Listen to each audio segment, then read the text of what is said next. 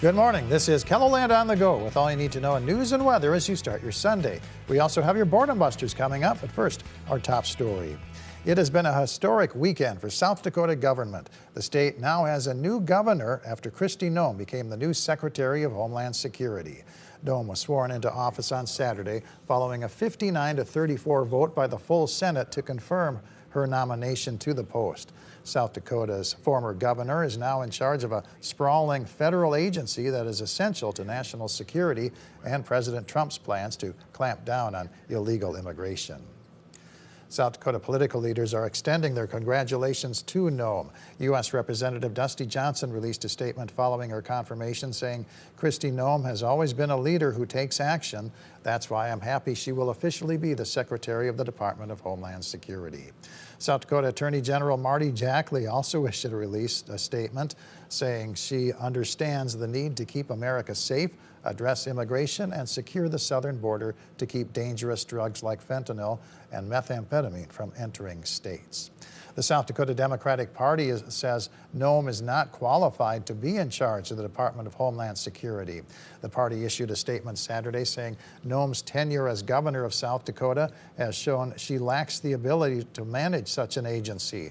It has been marred by high turnover, a lack of transparency, and corruption. Noem's confirmation means Lieutenant Governor Larry Roden is now South Dakota's new governor. Roden had been tight-lipped about the transition throughout Noem's confirmation process, but on Saturday he issued a statement saying, "South Dakotans should rest assured that I'm ready to serve as your governor."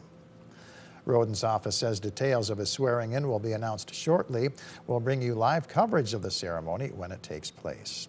The Pennington County Sheriff's Office says its strategy of proactive patrols led to a decrease in certain types of crimes in 2024.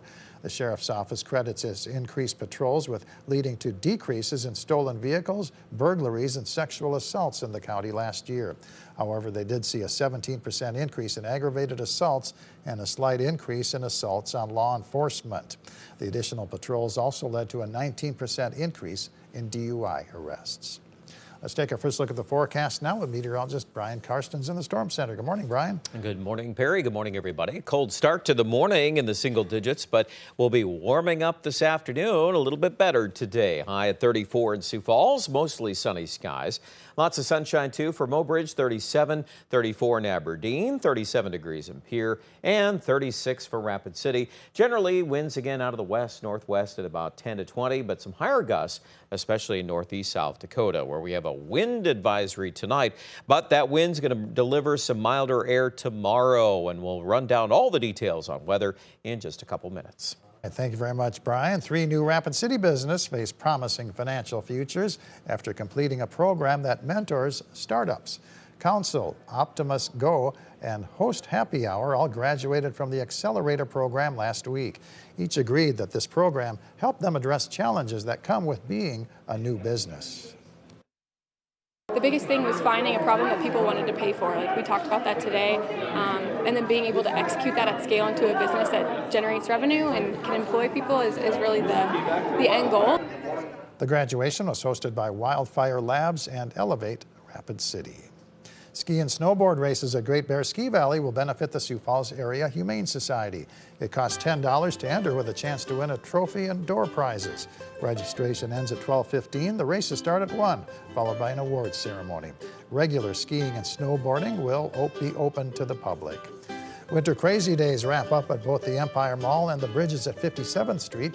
Stores are offering deals up to 75% off winter merchandise, along with buy one, get one free offers.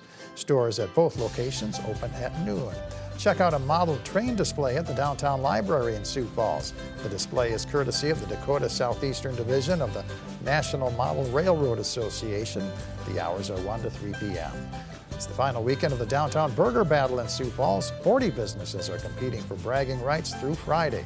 You can vote for your favorite burger based on flavor, patty, toppings, bun, and presentation. And watch the AFC Championship on KELOLAND TV. CBS Sports coverage begins at 5 o'clock Central Time with the NFL Today. That's followed by the Buffalo Bills at the Kansas City Chiefs at 5:30. KELOLAND Weekend News at 5:30 will air on KELO Extra. Brian? All right, turning to weather today. Well, a milder forecast just around the corner. Let's take a look at the latest here on weather. You can see the temperatures climbing out of those single digits and quickly into the mid-20s through midday. And I do expect that wind as it picks up, it kind of stirs things up a little bit, and that'll help us to advance into the 30s as we head through 3 p.m. So overall, a pretty fair afternoon. Just keep in mind some areas will have a little more wind to deal with.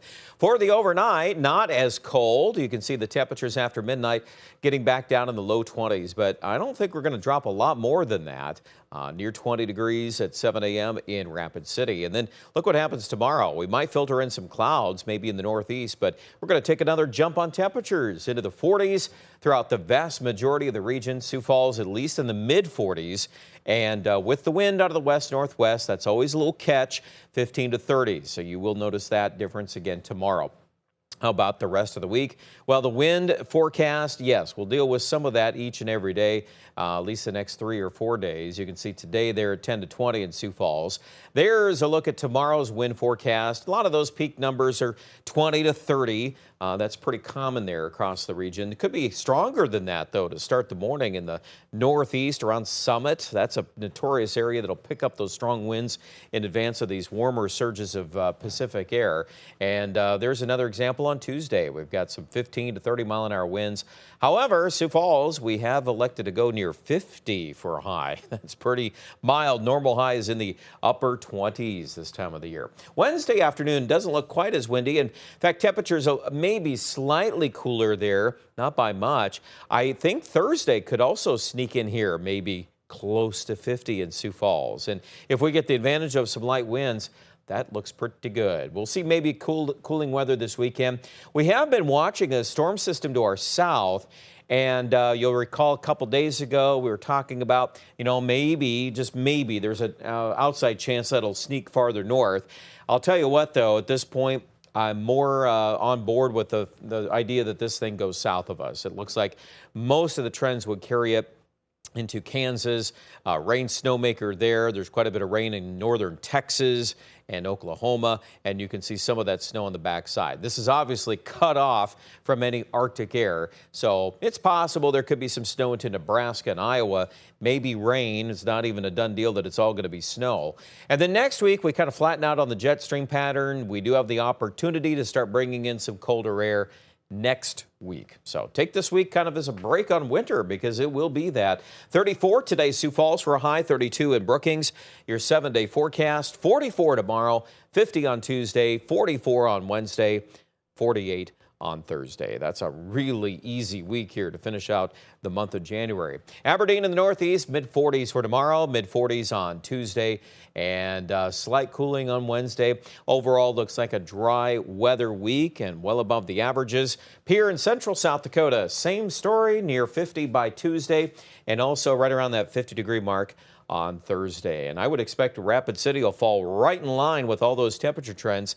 Just a little warmer, 53 for Monday, 55 on Tuesday, and another day or two in the 50s on Thursday and Friday. Check out more coverage with the forecast online at KELOLAND.com.